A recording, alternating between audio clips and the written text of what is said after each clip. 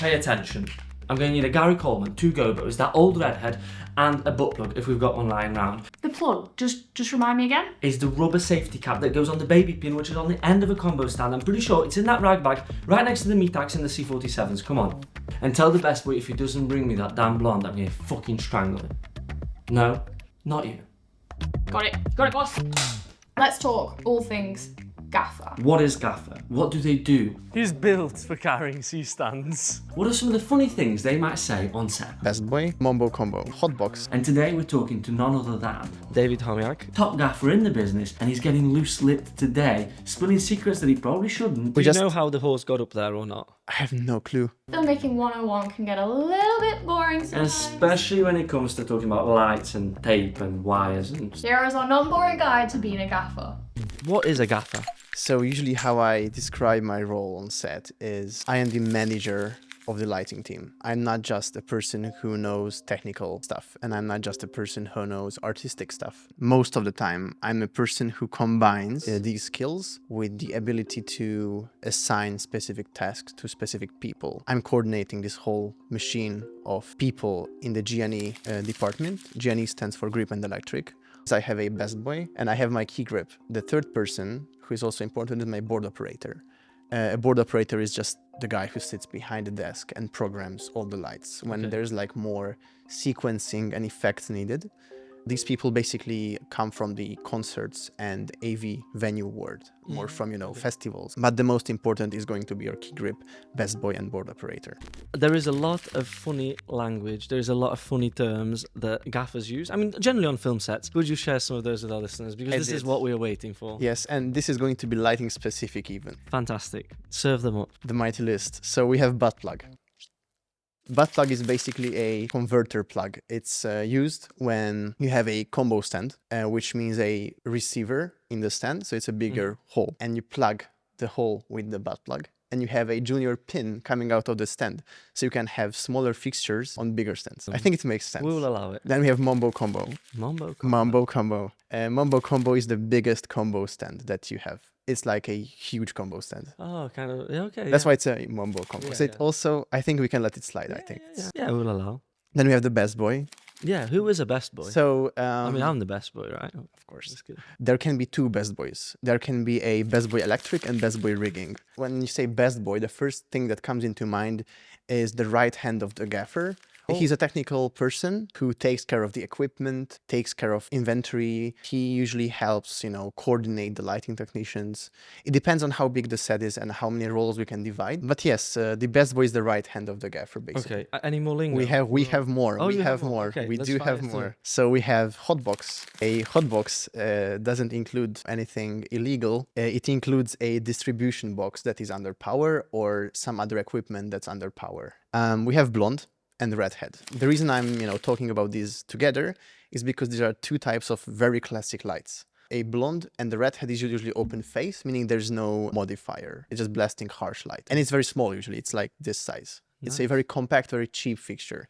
So we have blondes and redheads, so 2 kV and 0.8 kV. The reason it's called blonde and redhead is because the 2 kV is painted yellow, and then the redhead is red. But it's really funny because somebody says, kill the blonde and bring me a redhead, and people are like, wow, okay. A stinger is a power cord, basically extension cord. I guess stinger because it can sting somebody in some ways. The power can sting. Maybe it looks like a stingray. Yeah, or like a snake or something. What is the balance of the creative side and then like the more technical muscle carrying gear side? Like how does it actually look in practice? Let's say I have 1 lighting technician. If it's a very small shoot, I have to do things myself. I have to do some of the weightlifting, move stands, move lights. But on a bigger production, let's say 50 people in the team, even if I wanted to move stuff, the complexity of the job requires me to be available mentally 24/7 to the DOP and to my team. So I can't afford to do physical activity.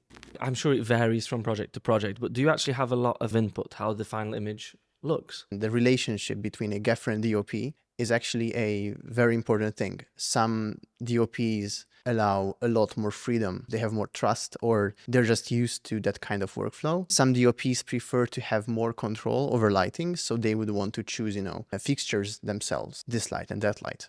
And some DOPs don't want to, think about fixtures. They want to think about effects. When you're gaffing, you're going to work with many types of DOPs, and you have to get a feel for it, to what degree the DOP needs your, let's say, intrusion. It's a really broad spectrum.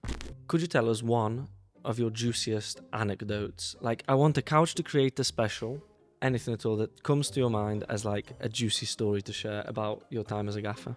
I have done a lot of video clips or music videos in Poland, and usually these music videos are more artistic than other projects. And by artistic, I also imply weird. I think 1 or 2 years ago in winter in Warsaw, we have done a whole shooting day. We were like revved ready. We had the footage. And what we did the next day was we went up in minus 15-degree weather in like 20 centimeters snow onto the rooftop of Novotel in Warsaw. Somehow production carried a horse.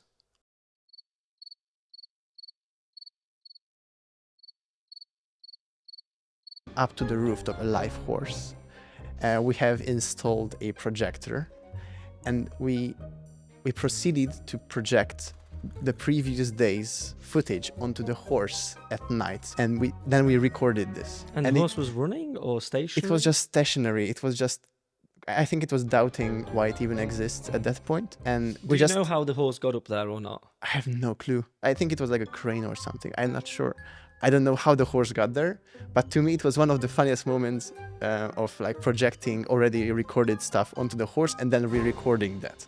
This is the meat. This is what the people want to know. Can you just tell us some of like the biggest, proudest portfolio pieces that you have? I've done the Mitsubishi electric one, which was, I think, one of the biggest rigging jobs in Poland, like ever. I had to get my friend a key grip.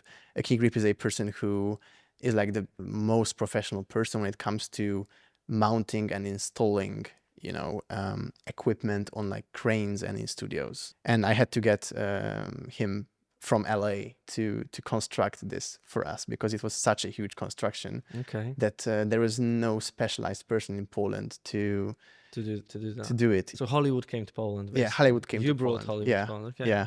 Tell us a little bit about how it is working with a team, and I also know that you've kind of assembled a bit of an A team yourself. Yeah. Yeah. It's I think the most important thing when it comes to a gaffer is also his team, because if he has capable people with him, that means he's himself capable. For me, the easiest way to find these people is to get to know them also personally. You can change how much a person knows about a subject. You can train technicians to be better, but you cannot change someone who has a, impulsive personality or somebody who is not a good team player. You cannot change the way a person is. I actually prioritize type of person over experience and knowledge of that person, because knowledge will come with time. Do you work as like an agency? Do you freelance with this team as part of it, or are you all freelancers and you kind of like go Avengers assemble, bang for a specific project? How does it work? It's Avengers.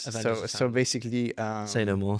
I wanted to ask you about some advice for creatives, people who want to pursue a creative career. Anything at all? If you love this stuff, if you love doing film or if you love doing lighting, that means you have what it takes to push through harder financial times or to push through long work hours. It's one of the most interesting professions that you can ever choose. It's something that you should not give up on if you like it. Once you get into film, if you have managed to do that, you have to take care of yourself.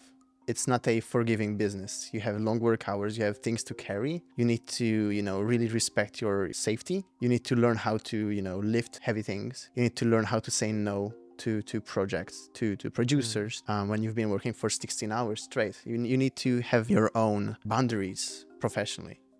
Sure. And because you want to do this for a long time, I suppose. So you have to keep it sustainable. And you were recording, right?